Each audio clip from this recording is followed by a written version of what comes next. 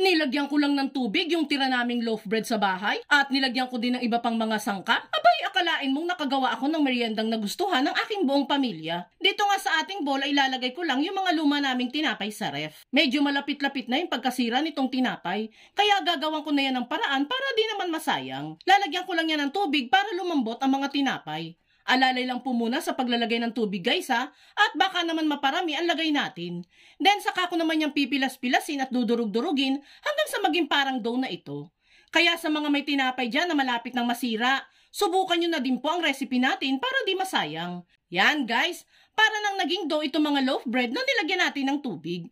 Set aside muna natin yan at prepare ko lang saglit yung iba pang mga ingredients na gagamitin natin. Dito ay magagayat lang ako ng sweet ham na pipinuhin lang natin ng hiwa. Sakto lang kasi na may tira din kaming ham sa ref, kaya ilalagay ko na din yan sa ating recipe. Next naman ay itong binili kong hotdog. Tulad ng sa ham, manipis lang din ang hiwa na gagawin ko dito. Pwede naman po kayong mag-experiment na mga gusto ninyong ilagay dito sa ating recipe guys. Hindi naman po limited lang sa mga pinakita natin ang pwede nating ilagay dito. Sunod na natin dyan ang dahon ng sibuyas. Pinuhin din natin ang hiwa nito. And last ay itong isang maliit na karot. Shred lang natin yan para hindi na tayo maggayat.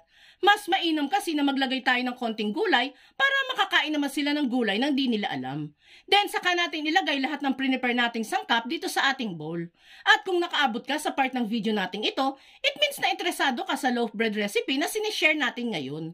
At kung sakali pong magugustuhan mo ito, pwede po bang pusuan mo naman ang video natin? At mag-iwan ka na din po ng comment na delicious pang merienda recipe. Maraming salamat po! Once nga na mailagay na natin lahat ng sangkap, ay mag-grate naman ako dyan ng keso na siyang magpapacheesy at magpapasarap sa ating gagawing recipe. Kayo na po ang bahala kung gaano karaming keso ang gusto ninyong ilagay. And last na ilalagay ko itong isang kutsarang seasonings para lang magkaroon ng malasang flavor ang ating recipe. Then saka ito haluin thoroughly hanggang sa magsama-sama na ang mga sangkap. Sa paghahalo-halo pa lang nitong ginagawa natin, maaamoy mo na talaga yung bango nito. Dito pa lang, masasabi mo nang masarap talaga ang kalalabasan nitong recipe natin today. Kapag namix na nating maigi ang mga ingredients, ay pwede na natin niyang hulmahin ng pabilog. Gagamitan ko lang po yan ng sukatan para naman pantay-pantay kahit papaano ang magagawa natin. Ulit-ulitin lang ang prosesong ito hanggang sa matapos po tayo. Yan guys, eto na lahat yung mga nagawa natin. Ready na tayo sa pagluluto. Bali dito po ay nagpainit na ako ng medyo may karamihang mantika. Painitin lang natin yan bago ilagay isa-isa ang mga nagawa nating loaf bread balls. Medyo nasa high heat po ang lagay ng ating apoy dyan guys ha. Iniiwasan ko po kasi mag-collapse o masira ang nagawa natin. Ang aim lang naman po kasi natin dito is maging golden brown ang niluluto natin. After nga ng 7 minutes sa pagluluto natin ay naging golden brown na ang mga ito.